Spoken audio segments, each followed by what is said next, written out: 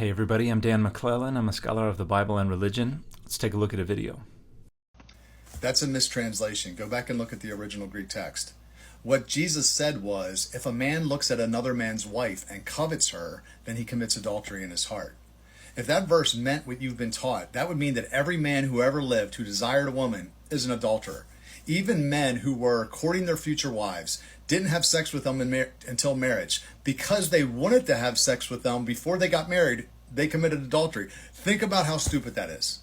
So this content creator advocates for polygyny on social media on the grounds that it is authorized and endorsed by the Bible. And the particular claim that resulted in this comment and this response video was the notion that adultery in the Bible is really only a prohibition on the sexual activity of married women, and that a married man is free to pursue sexual relationships with other women as long as they're not already married.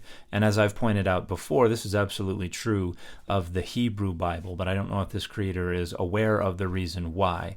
And the reason why is that a woman was considered the property of her husband, and so for another man to have sexual relationships with a married woman is to violate that man's property rights. Basically, her procreative capacities and her sexual availability were a commodity that she went along with, and so she was property. And so a man was not prohibited from pursuing sexual relationships with an unmarried woman, but throughout most of the history of Judaism, to have sex with an unmarried woman was to legally marry her.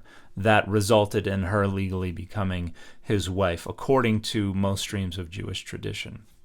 Now, what we have going on in Matthew 5:28 is a reference to lusting after a yini, which is a Greek noun that fundamentally means an adult female, a woman. However, it can take on the nuance of a married woman, which is what we see in verse 31, where Jesus says, you've got to give her a receipt if a man divorces tin yineka aftu, his woman, and here that nuance is there of wife, his wife. So it can be used that way, and scholars have taken both sides of the argument when it comes to the use in verse 28. Is this only referring to a wife, or is this referring to all adult females? And the argument that it is referring to any and all adult females is based on the notion that the Sermon on the Mount is advocating for purity in heart, and to say, don't go lusting after another man's wife, but you're allowed to ogle and leer at and lust after an unmarried woman wouldn't be characteristic of the sexual ethics of the Gospel of Matthew.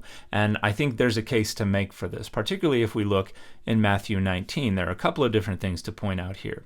One is that in verse 9, where it talks about prohibitions on divorce for anything other than adultery, it says if a man divorces his wife and then marries another woman, he has committed adultery. And the reason is that, in the eyes of the author of Matthew, and therefore Matthew's Jesus, that marriage has not been legitimately annulled.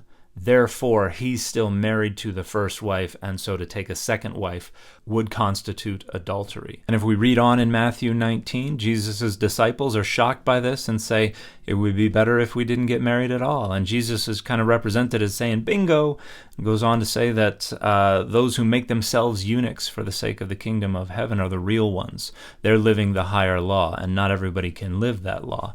And this sounds an awful lot like Paul, who advocates for celibacy, but says if you can't hack celibacy, sure, go ahead and get married. That's good for keeping down the urges. Have sporadic, passionless sex so that your sexual desire doesn't get so pent up that it results in sexual immorality. So the sexual ethic of much of the New Testament does not agree with the received tradition from within Judaism that endorsed and condoned polygamy. Christianity would go on to become a fierce opponent of polygamy. And while it's not explicitly prohibited in the New Testament, there are certainly clues there that that's what's going on. And we can look at places like Qumran in the Dead Sea Scrolls for some explicit condemnations of polygamy. So this creator's approach works better for the Hebrew Bible than for the New Testament, and I don't think they've really considered all of the data when it comes to the notion that adultery was really only a prohibition on the sexual activity of married women. That's certainly the case for the overwhelming majority of the Hebrew Bible, but there's not a good case to make that that's what's going on in the New Testament. And the fit for this video has been the Spawn 1 cover.